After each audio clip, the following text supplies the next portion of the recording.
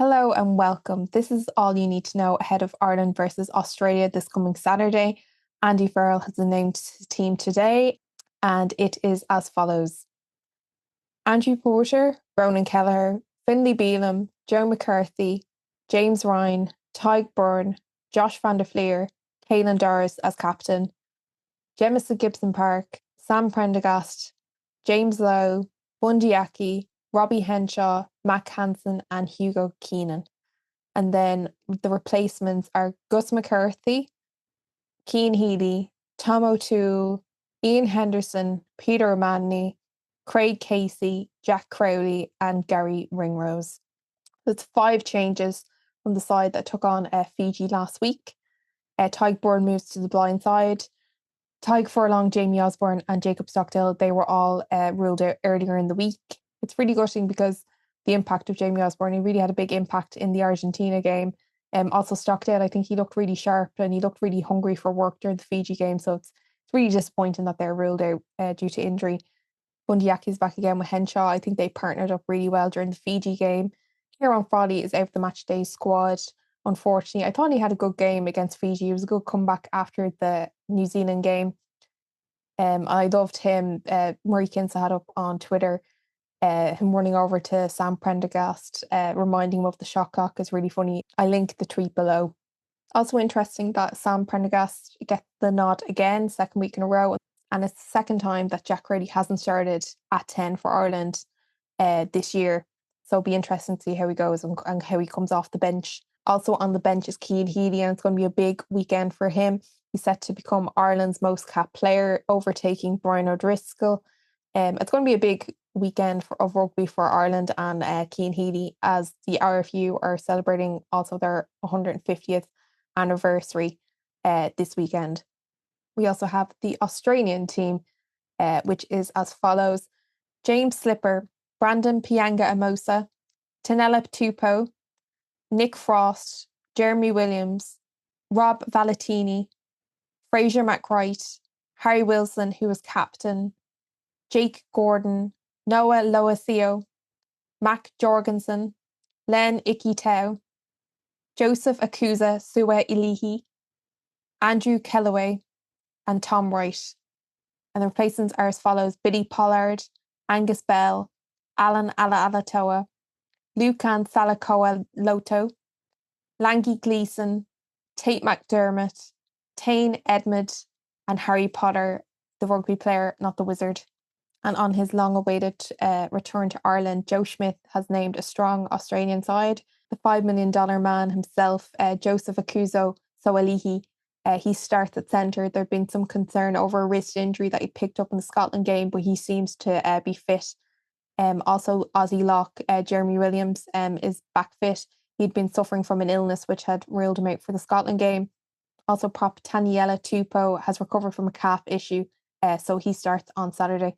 So Joe Schmidt said after the Scotland game, "I really do believe in this group and I think they're starting to believe in themselves." Joe Schmidt, he's contracted until the end of the Lions tour in 2025, but he also said this week that he would take some time out next month and decide on his long-term future, whether he's going to stay with Australia beyond that time. I'm sure there will be I'm sure there will be discussions on the performance for Australia over this tour. It's kind of been a bit of a mixed bag. They've won 2 from their last 5 games. Those wins were against England with a 42-37 win over them on the 9th of November, and then a 52-20 win over Wales 2 weeks ago. But their last game out was against Scotland, and they lost 27-13 to that side. And in that game, Scotland scored 4 tries compared to Australia's just 1. From the boy who lived, Harry Potter himself. They also got 2 penalties, and that game was last Sunday, so it's a 6-day turnaround for them, as the game will be on this Saturday in the Aviva. So it's a pretty mixed bag, but I think you can see signs of improvement under Joe Schmidt, certainly. Of their last 3 meetings, Ireland has won all 3. The last time they faced Australia was back in 2022. I was at that game as well. Ireland won 13-10. Before that, it was the 2 last games of the summer tour back in 2018. Ireland won the last test 2016, and the second last test 26-21. And in terms of world rankings, Ireland is currently second in the rankings, while Australia is at 8. Overall, the history of the fixture, they played 47 times.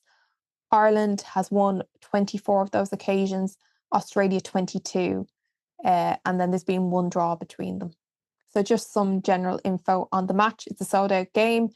General admission gates open at 1:40 on Saturday. The team warm-up is from 2:10, and the teams take to the pitch from 3 p.m.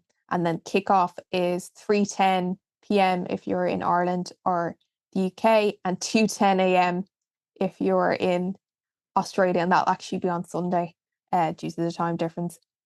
The ref is Italy's Andrea Piardi, and he will be joined by his fellow countryman Gianluca Necchi and Georgia's Nika Amashkelly, who will be the assistant referees. And the TMO is France's Eric Gozan. The TV coverage, if you're in Ireland, it starts at 2 p.m. on Virgin Media 1. In the UK, it's 2 p.m. also on TNT Sports 1. And radio coverage in Ireland seems to be on Game on RT2 FM due to the election coverage, but I've seen on Irish Rugby's website that they're saying that it'll be on RT Radio 1, but according to schedules, it's on RT2 FM. And then the UK on BBC Sounds or BBC Radio Ulster will have coverage there for radio. So the weather is meant to be temperature-wise 13 to 15 degrees, which is quite warm for this time of year. If it was anything like last week, it was pretty balmy. I didn't even have to put my coat on when I was up in the stands. It was actually quite warm. You could feel like the heat in the air is quite humid also. There's little chance of rain. I think it was only a couple of percentage chance of rain, maybe 9%. But it will be a bit blustery and maybe a bit windy. There's winds predicted of 24 to 27 kilometers per hour, with gusts of 37 to 40 kilometers per hour, but nothing compared to Storm Bert last week, who seemed to be pretty calm, at least when Ireland took to the field.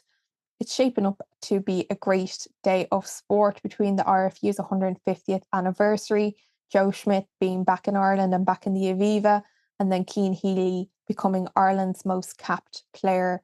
It should be a good day, and I'm really looking forward to it. Thanks as always for watching. I will have a preview of the Ulster and Leinster match coming up shortly. Please keep an eye on my channel. I'll be back with some videos from the captain's run and, of course, the post-match content after the match on Saturday. Please like and subscribe, and I'll see you in the next one. Bye now.